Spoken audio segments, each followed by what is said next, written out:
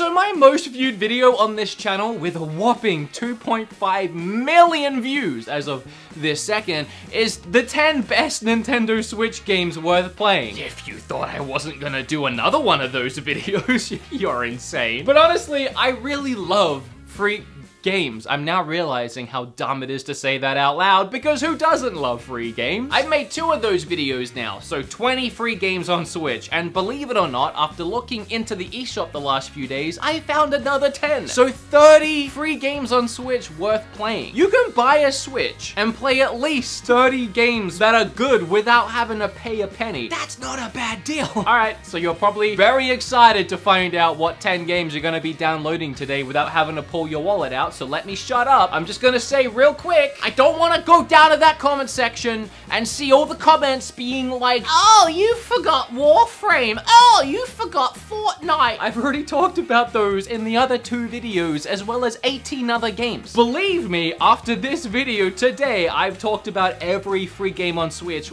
worth talking about. So if there's one you love, and you don't see it today, go watch the other 2 videos. Oh, and that last video with the 2 million whatever, it got 56,000 likes. So if this video could get 60,000 likes, which is kind of a Herculean task, and I don't know if that'll happen, but I believe in you guys. It'd make me very happy.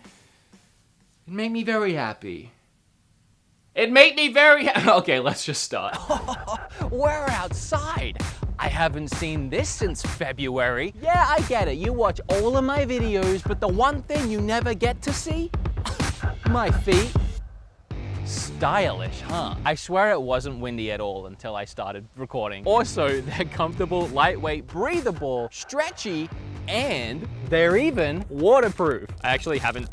Whoa! Okay, I need to actually get a slow-mo shot of that. See, my phone is fine. Okay, honestly, Vessi is an incredible footwear company. Via their community fund and their pay what you can model, they help members of the community during this time by funding those in the community who are already working on amazing projects. The great news is that their product is not only quality, but the only shoe you will need, whatever the weather or terrain. A muddy hike, submerged in water, at the gym, or just popping out to the store. I'm even standing in dirt right now. I can slip on my Vessies and know that I'm covered for the day no matter what I'm doing. Plus, their shoes are 100% vegan. So, I mean, now you can eat them, but they are vegan. They don't use any animal products, even in like the glues. But yeah, both Kim and I have a pair of these. They're so comfortable, we can barely even tell we're wearing shoes. And right now, they have an amazing $40 off a pair of these little tree climbers. And you can get your pair,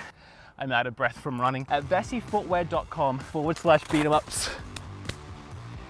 Cut, my hand hurts.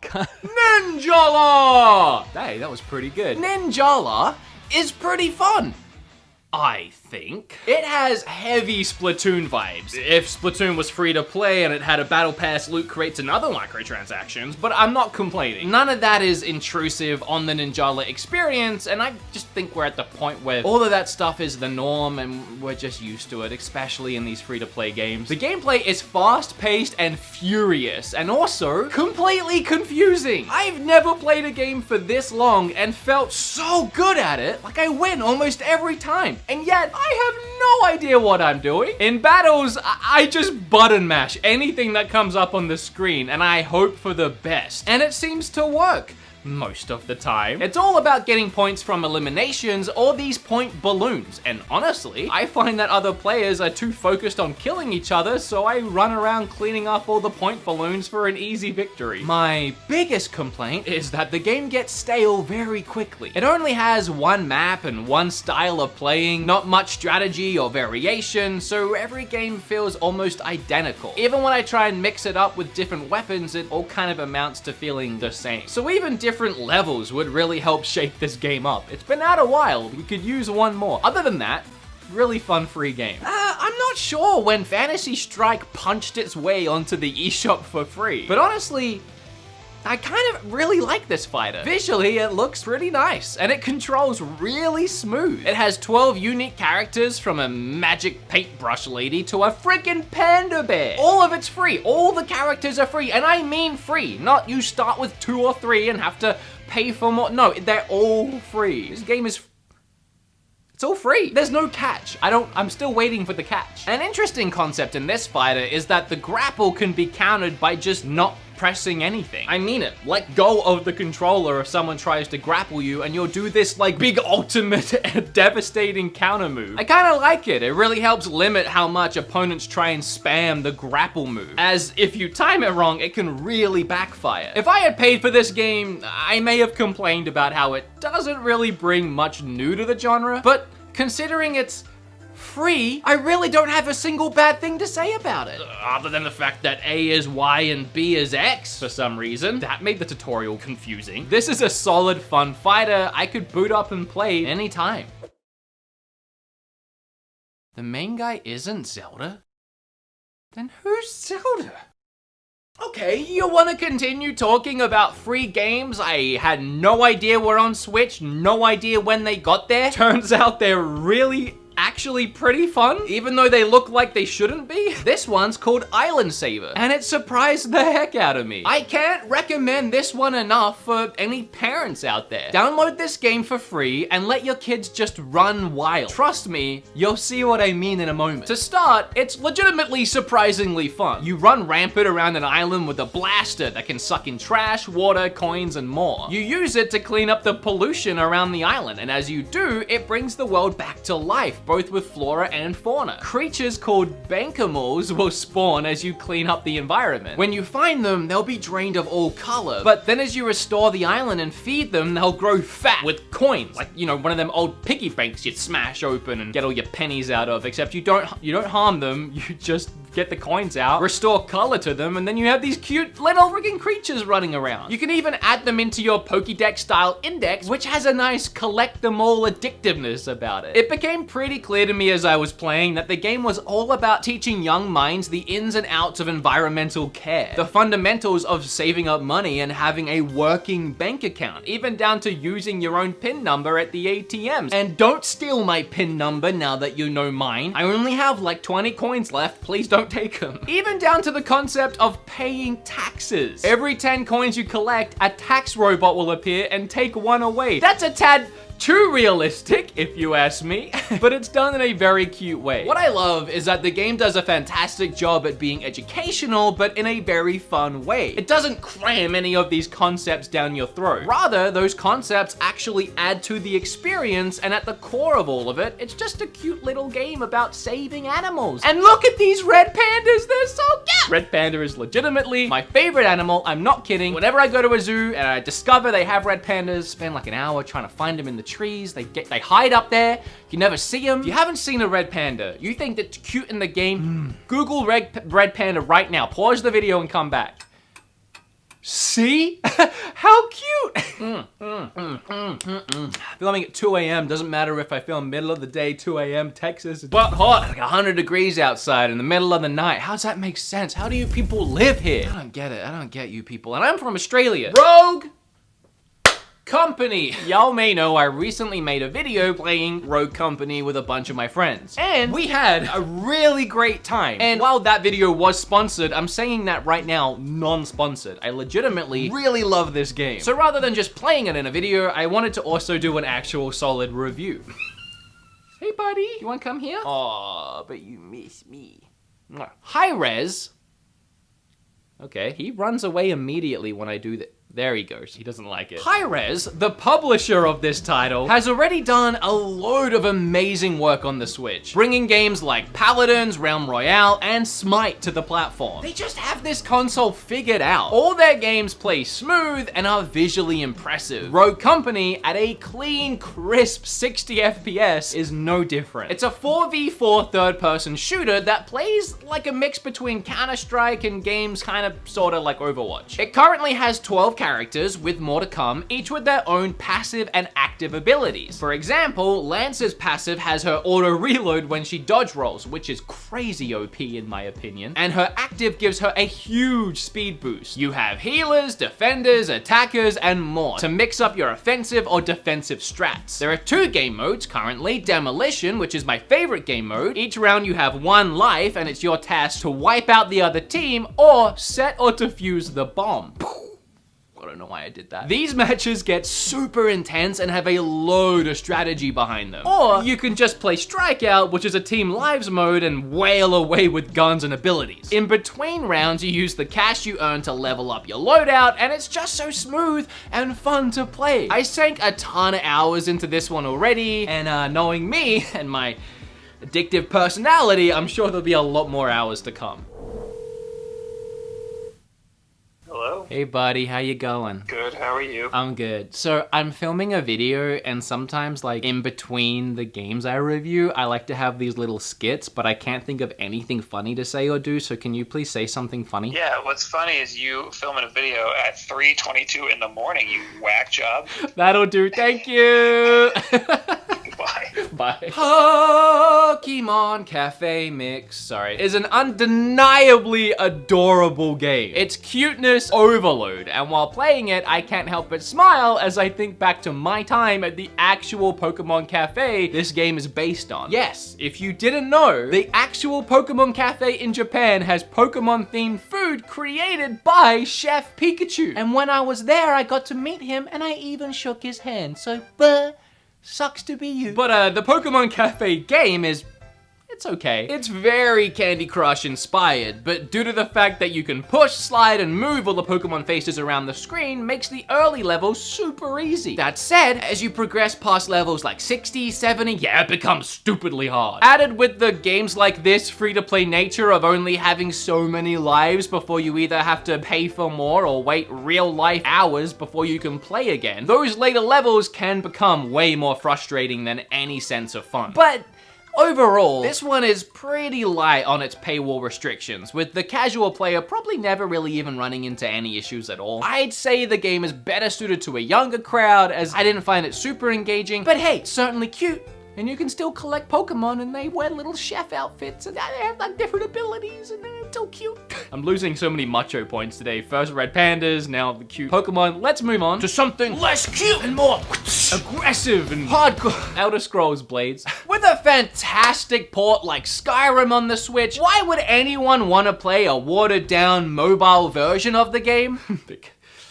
Because it's free. In Elder Scrolls Blades, you have a home village, and it's your job to rebuild it back to its former medieval glory. This aspect of the game is honestly pretty fun. You can upgrade things like the stores with your gold to get access to more upgrades. And how do you get gold, you may be asking, if it wasn't apparent to anyone already? By going on missions and dungeon crawls. There's no world exploration in Blades like there would be in Skyrim. Just accepting missions and loading into dungeons, but that's fine, and it works within this concept. While you're out there and you hit a battle, you get locked into a 1v1 hack and slasher battle mode. You can attack by using ZL and ZR. You can also guard and use special attacks using other buttons. It's all about placing your hits from high to low and breaking defenses and that kind of thing. On mobile, you used your finger and you did the big swipes instead. It was kind of more accurate, but I also kind of prefer having actual controls, especially since we're on a console now. Weirdly, they removed motion controls, even though the Switch could do it. Okay. Interestingly, there's also an online 1v1 player versus player battle mode, so it's free. Visually, it's very similar to Skyrim on Switch, but like a bit worse. And many people have claimed there's a huge paywall that you hit at a certain point and you can't progress without dishing out the dosh. Bear that in mind as you play the game. You know how at the top of this video, I talked about how I made 2 of these videos already and those had 20 games? Well, as it happens, I'm running pretty low on like the good ones to talk about. So let me save you some time and put a bad one on the list. Let's have a look at Tennis 1920. It's bad. Yeah, so it's Tennis on the Switch, and I actually downloaded it a little excited because I thought maybe, you know, I assumed I would be using the Joy-Cons to hit the, no, there's none of that. It's just left stick to move and right stick to knock that bad boy back. There might be more to this game, but it's so ugly and bland and bad. With confusing menus and, disturbingly long necks. All their necks are really long. No, thank you. Moving on. Well, this one's pretty straightforward. Jump Rope Challenge, a strange Nintendo developed and published game. It features a crudely drawn rabbit and has you mimicking a jump rope with the Joy-Cons. That's it. That's the whole game. That's okay. I'm not judging. I'm really not judging. My voice just went really high. The game tracks your daily progress as you hit the daily goal of 100 jumps. Or you can increase the limit all the way up to 3,000 jumps. I was confused. I was baffled by this, so I looked it up on Wikipedia, the world's most reliable source of information. And the game was apparently developed by a small group to keep active at home during shelter-in-place orders of the COVID-19 pandemic. That's a little bit of history. Then also, I don't know if anyone else has thought of this, but this technically makes Mr. Bunny here a canon Nintendo character. Jump Rope Rabbit for Smash? This technically could happen. Oh, get your war face on. Get your war face. Oh, you gotta love when a game on Switch runs at above 30 FPS. And in the case of Warface, you get exactly that at a smooth, steady, locked 40 FPS, but hey, that extra 10 is better than 30, right? This game is by far the best online FPS on the system, and the fact that it's free is almost unbelievable. There's online co-op levels, spec op story levels, and a plethora of versus modes. Battle Royale, Bag and Tag, Team Deathmatch, Storm, Blitz, Plant the Bomb, Free for All, and Capture. Also, there are hundreds of unique weapons and a load of different loadouts. But SED is by far the most powerful. You play as a souped up Terminator with a massive machine gun. It's kind of overpowered, but hey, I don't complain when I'm racking up those kills. Yeah, sure, there's still no Call of Duty on the Switch, and I have no idea why, but this is the next best thing, so go play it. I also played this one on my channel in a full video with both Kevin Kenson and Spawnwave, so go and watch that video if you want to see more of the game. Okay. All right, look, you gotta level with me here, you little nitpickers.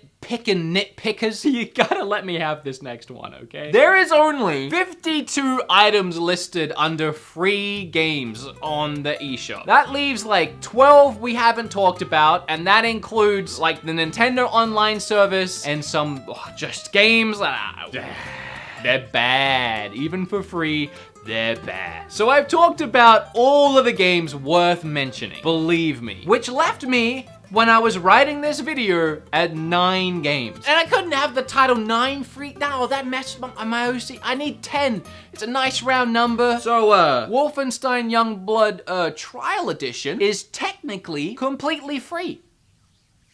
Yeah, the entire 30-hour adventure shooter is free to play. If someone else you already know has the game already and invites you to play the game with them via Buddy Pass.